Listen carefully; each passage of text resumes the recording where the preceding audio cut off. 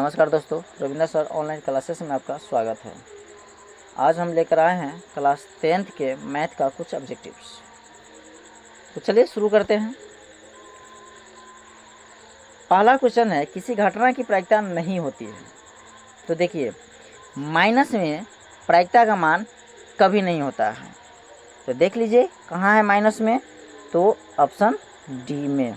ठीक है, option number हो जाएगा आपका जी। दूसरा है, असंभव घटना की प्रायिकता होगा। तो असंभव का जो है वो 0 होता है और संभव का 1 होता है। तो असंभव बोला, तो असंभव का ऑप्शन हो जाएगा आपका ए। आइए तीसरा क्वेश्चन है, प्रायिकता का न्यूनतम मान होता है। सॉरी, यहाँ मान है, ये मन लिखा गया है। प्रायिकता का न्यूनतम मान होता है। न्यूनतम मतलब होता है सबसे छोटा। तो प्रायिकता का जो मान है वो सबसे छोटा से छोटा आपका 0 होगा, जो ऑप्शन किस में है, ए में। चलिए चौथा है, वर्ग अंतराल 130 से 150 का वर्ग चिन्ह है। तो देखिए, वर्ग चिन्ह निकालते हैं तो क्या करते हैं कि जो भी है उसको जोड़ के 2 से भाग लगा देते हैं।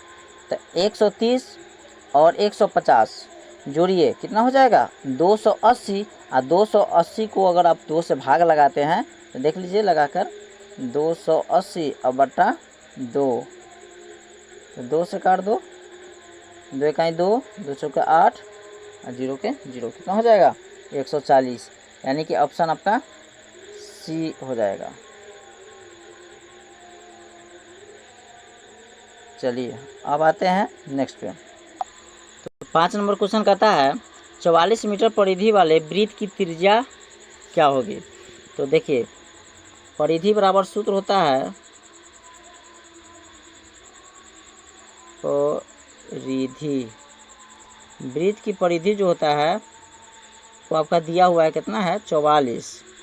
इसका सूत्र होता है 2 पाई आर बराबर 44। तो 2 से काट दीजिए, 22 हो जाएगा। यहाँ बैठा दीजिए 22/7 गुने आर बराबर 22। 22 से 22 कैंसिल, इसलिए आर का मान आपका कितना हो जाएगा, इधर है 1/7 गुना में, तो उधर भाग में जाएगा तो हो जाएगा आपका 7। यानी कि ऑप्शन आपका हो जाएगा बी इज करेक्ट। आइए 6 नंबर क्वेश्चन। 6 नंबर क्या कहता है, तो ये कहता है कि 7, 8, 9, 7, 8, 9, 9 और 3, 5, 4 का बहुलक। देखिए, बहुलक मतलब होता है कि जो सबसे ज़्यादा बार आया है, ठीक है, वो संख्या होता है जो इसमें सबसे ज़्यादा बार है। तो सबसे ज़्यादा बार कौन है, चेक कर लीजिए। आपका हो जाएगा 9, यानी कि ऑप्शन सी इज करेक्ट। अब आ जाइए 7 में। 7 नंबर क्वेश्चन कहता है कि आंकड़े 12, 17, 81, 26, 38, 42, 57, 62 का परिसर। तो देखिए, परिसर ज्ञात कैसे करते हैं कि जो सबसे बड़ी संख्या है उसमें से सबसे छोटी संख्या को घटा लेते हैं, उसका परिसर निकल जाता है। तो परिसर बराबर क्या हो जाएगा, सबसे बड़ा देख लीजिए 81 है और सबसे छोटा आपका कितना हो जाएगा 12 है। तो घटा लीजिए,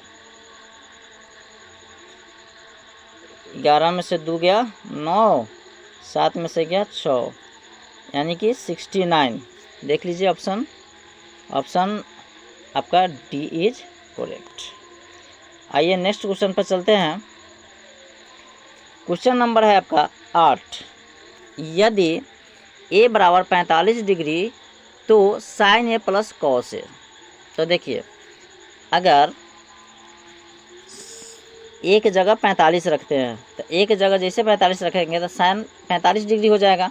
तो साइन 45 का मान कितना होता है, 1/√2 कॉस फिर एक जगह 45 रखेंगे तो ये भी हो जाएगा उतना ही, यानी कि 1/√2। इसका एलसीएम लीजिएगा तो कितना हो जाएगा, √2। √2 को √2 से भाग दीजिएगा 1 मरतबा,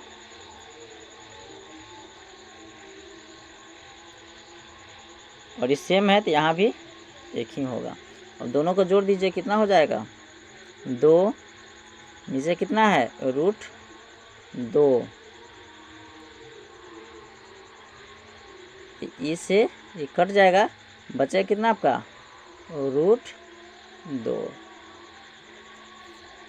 तो √2 देख लीजिए कहाँ है, ऑप्शन ए।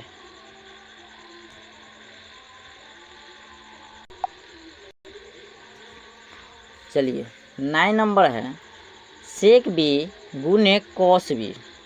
ये सूत्र ही है, इसका होता है सेक बी इंटू कॉस बी बराबर 1, यानी कि ऑप्शन आपका हो जाएगा डी सही।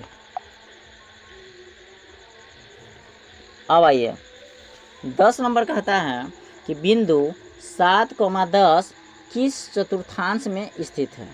तो देखिए चतुर्थांश जो है, आप लोगों को ग्राफ तो आता ही होगा, कुछ इस तरह से हम लोग खींचते हैं, इस तरह से खींचते हैं। तो इधर जो भी हम लोग लिखते हैं वो लिखते हैं प्लस में, जैसे 1, 2। ऊपर लिखते हैं प्लस में ही,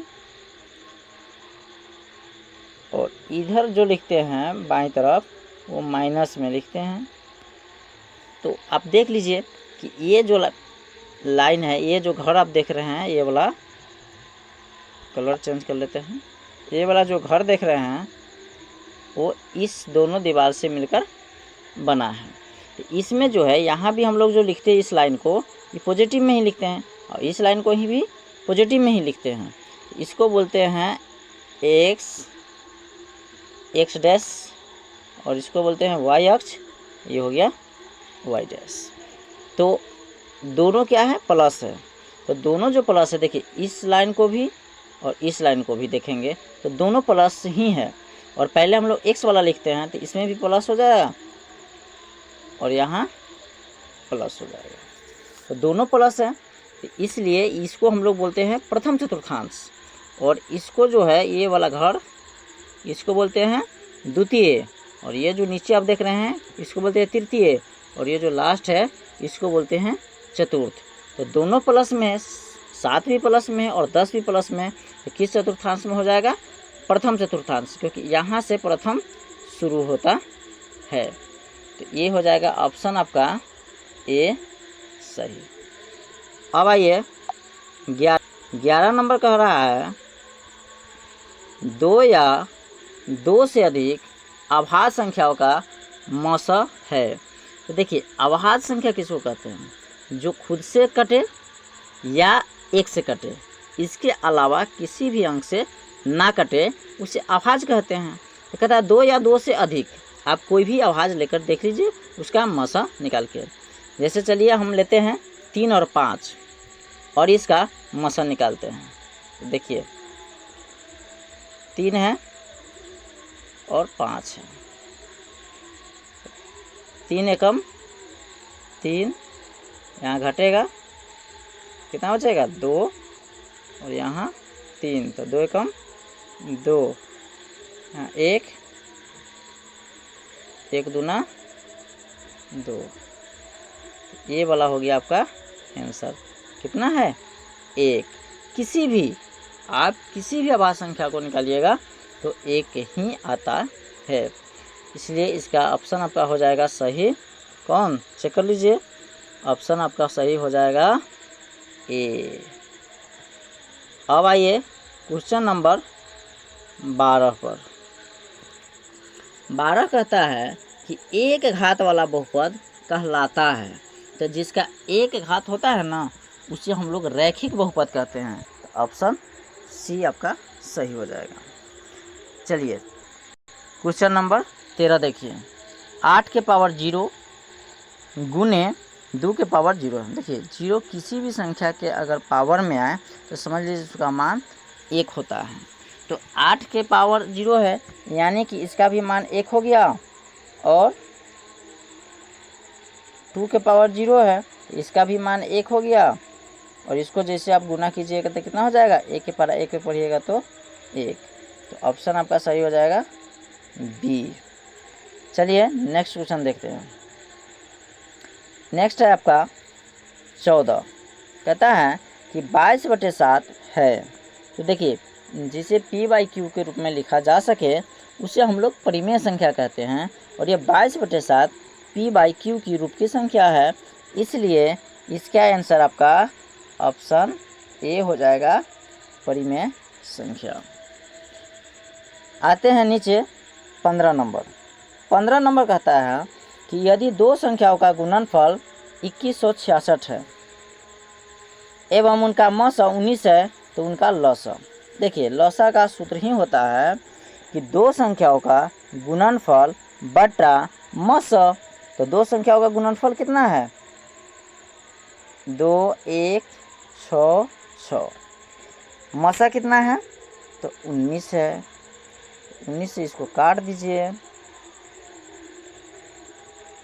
19 एकम 19, 2 बचा, 2 पर 6 उतरेगा तो 26 हो जाएगा। तो 19 एकाई 19,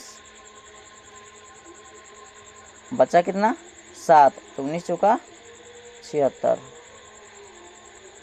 यानी कि ऑप्शन आपका हो जाएगा इनमें से कोई नहीं, क्योंकि 114 किसी ऑप्शन में नहीं है, इसलिए इसका ऑप्शन आपका हो जाएगा डी।